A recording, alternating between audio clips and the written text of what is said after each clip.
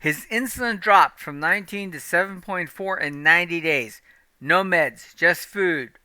But when he showed this to another doctor, they said, that's just anecdotal. Really? Let's talk about why they're wrong and what this means for your health.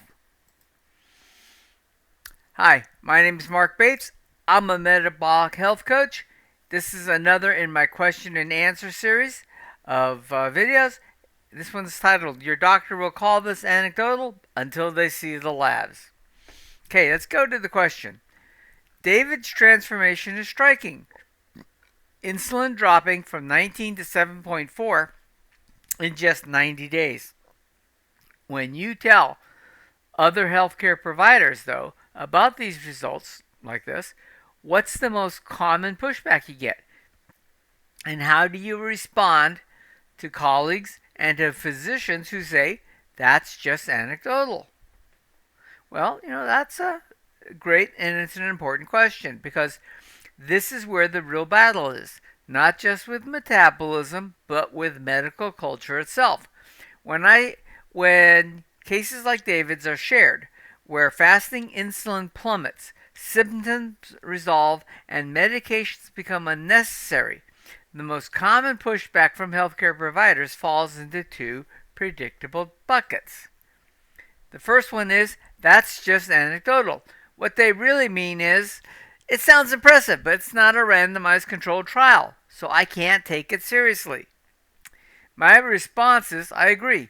One case isn't proof, but one case that repeats itself over and over is a signal worth investigating.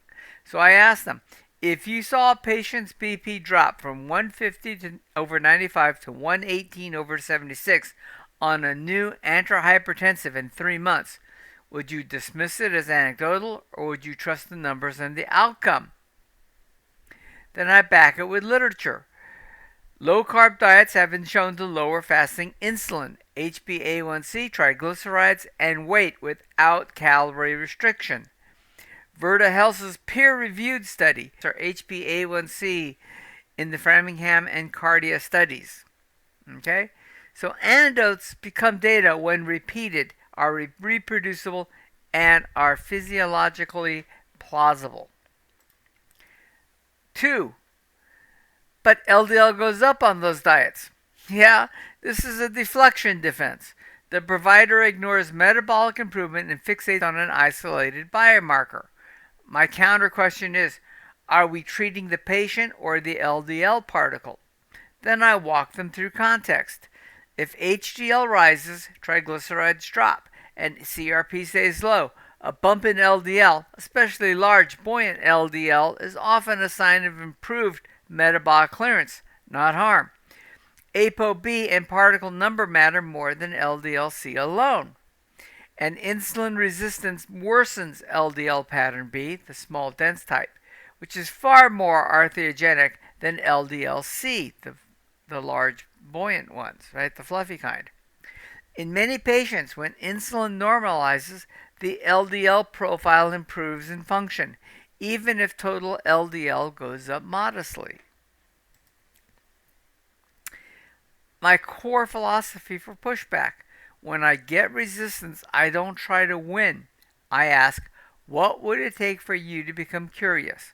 Would you be open to testing fasting insulin on just 5 patients and seeing for yourself? If those 5 cases improve, would you want to learn more? Now, if I'm dealing with you as a client, as an individual, my question to you is, what are you willing to just try this for 30 days to see what happens and how you feel? It's not a big change, and I'm not asking you to take pills, and I'm not asking you to spend a lot of money. Just 30 days, try it, see how you feel.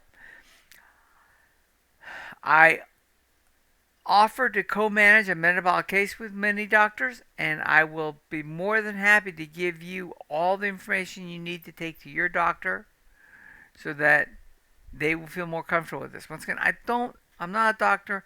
I'm not asking you to be my patient as a doctor-patient here. I'm saying, let me help coach you through the metabolic process, and let me give you the information to talk to your doctor. I want you to talk to your doctor.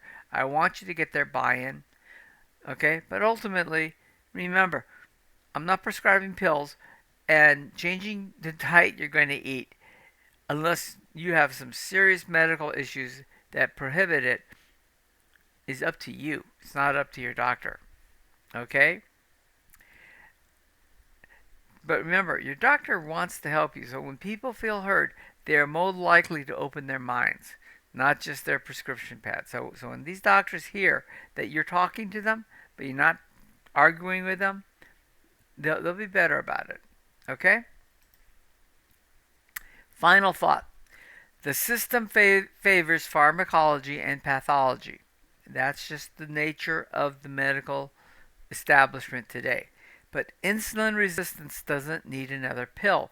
It needs discovery, reversal, and root cause medicine, which is a proper human diet. Okay? An optimal one designed to give you the fuel you need without giving you stuff you don't need. David's story, like hundreds like his, is just anecdotal, right? Isn't just anecdotal. It's an early glimpse of the future of healthcare. Most clinicians just haven't caught up yet, but they will. So just remember, this is what I just told you, okay?